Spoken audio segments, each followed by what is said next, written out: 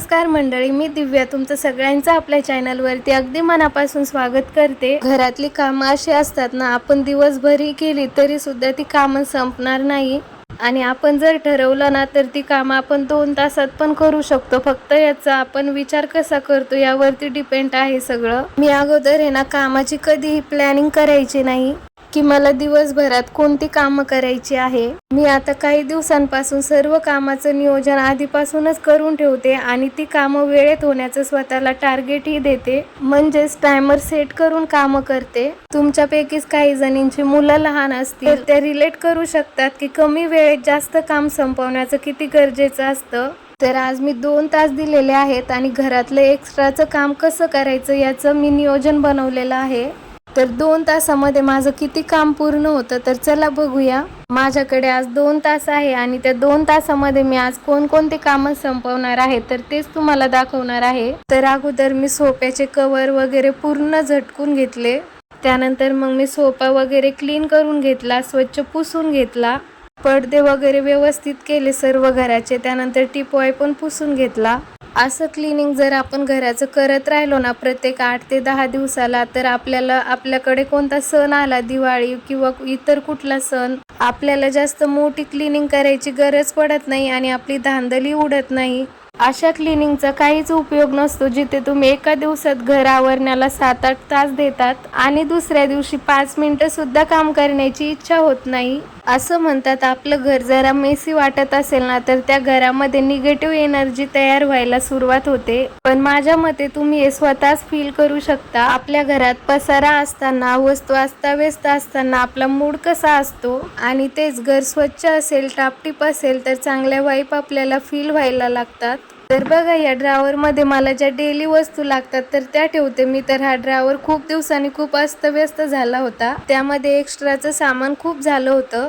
Earring, bangles वगैरे खूप झाल्या होत्या, कुठून बाहेरून आलं की काढून त्यामध्ये ठेवायचं। आपण जर एखाद्या फंक्शन वरून आलो तर आपण घातलेल्या वस्तू आपल्याला जिथल्या तिथे ठेवायचं खूप जिवार येतं, मग आपण त्या इकडे तिकडेच पडू देतो। माझं असंच झालं होतं, कुठून आलं की या ड्रॉवर मध्ये काढून ठेवायचं सगळं। खूप दिवसांनी चालू होतं माझं, आज आवरून ठेवन, उद्या आवरून ठेवन, पण ते होतच नव्हतं माझ्याकडून। तर आज मी ठरवलं होतं की या 2 तासामध्ये हे काम पण आपल्याकडून झालंच पाहिजे। खरंच आपण जर कामाचं नियोजन केलं ना तर आपले काम त्या वेळेच्या आतमध्ये होतात। बघा एवढं एक्स्ट्राचं सामान निघलं माझं त्या ड्रॉवर मध्ये।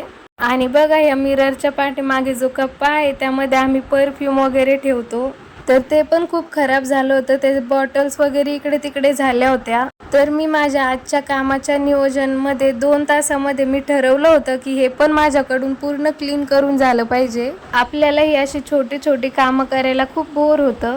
एखाद्या कामाला जर आपल्याला बोरिंग वाटत असेल ना तर त्यासाठी बेस्ट ऑप्शन म्हणजे गाणी ऐकत काम करा किंवा ऑडिओ बुक ही ऐकू शकता। मी सुद्धा साईडला गाणी लावलेले होते आणि गाणी ऐकत ऐकत माझे काम कधी संपताय मला कळतही नव्हतं, त्यामुळे बोरही होत नाही आणि आपल्याला काम करायची इच्छा सुद्धा होते।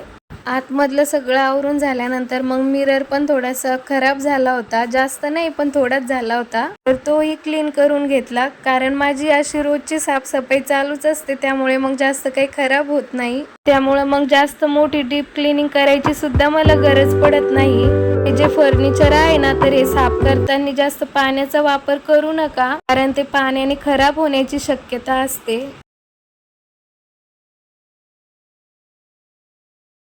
त्यानंतर मग हा एक रॅक आहे आमचा जुना, तर त्यामध्ये आम्ही डेली यूज साठी जे कपडे लागतात ना तर ते ठेवतो। ते कपडे सुद्धा खूप इकडे तिकडे झाले होते, अस्तव्यस्त झाले होते, तर हे पण मला बऱ्याच दिवसांनी आवरायचं होतं। तर आज आवरू उद्या आवरू असं करून करून ते राहूनच जात होतं, त्यामुळे मग मी आज सकाळीच ठरवलं होतं की आज हे पण आपल्याकडून आवरून झालं पाहिजे, तर ते सुद्धा आवरलं। आणि आजच्या 2 तासामध्ये शेवटचं काम होतं हा भाजीपाला मला ऑर्गनाइज करून ठेवायचा होता। कोथिंबीर, सर्व भाज्या वगैरे स्वच्छ धुवून त्या नीट ऑर्गनाइज करून ठेवायच्या होत्या, नाहीतर आपण एकदा बाजारातून घेऊन आलो की त्या तशाच पडू देतो, आता ठेवू नंतर ठेवू मग ते राहूनच जातं। तर कोथिंबीर अगोदर मी स्वच्छ धुवून घेते, तिला थोडंसं सुकू देते, त्यानंतर कट करते आणि अशा एखाद्या डब्यामध्ये स्टोरेज करून ठेवते। असं केल्याने कोथिंबीर एकदम छान राहते, हिरवीगार राहते। त्यानंतर मग बाजारातून आणलेल्या सर्व भाज्या पण मी अशा पद्धतीने पूर्ण निसून ठेवते। अशा भाज्या निसून ठेवल्याने भाज्या खराब होत नाही. भाजी निसून झाल्यानंतर भाजी अशी एखाद्या प्लॅस्टिकच्या कॅरी बॅगमध्ये ठेवायची. याने भाजी अशीच हिरवीगार राहते, पिवळी पडत नाही. पालेभाज्या झाल्यानंतर आता फळभाज्या मी अशा पद्धतीने ठेवते. तर बाजारातून आणल्याबरोबर अशा भाज्या मी सर्व एकदा स्वच्छ पाण्याने धुवून काढत असते. यातलं थोडंसं पाणी निथळलं म्हणजे थोडेसे कोरडे झाले का मग मी असे फ्रीजमध्ये स्टोरेज करून ठेवते. पालेभाज्या, फळभाज्या कधीही स्वच्छ धुवून आणि मगच फ्रीजमध्ये ठेवायच्या. कारण बाजारामध्ये त्या भाज्यांना खूप जणांच्या हात लागलेले असतात. तिकडची धूळ उडते. रोडवरती गाड्या जातात तर त्याची पण बरीचशी धूळ त्या भाज्यांवरती जाऊन बसते. त्यामुळं कधीही भाज्या आणल्या की अशा स्वच्छ पाण्यामध्ये धुवून काढायच्या आणि त्यानंतरच मग फ्रीजमध्ये स्टोर करून ठेवायच्या. कधी कधी भाज्यांना औषधांची फवारणी सुद्धा केली जाते.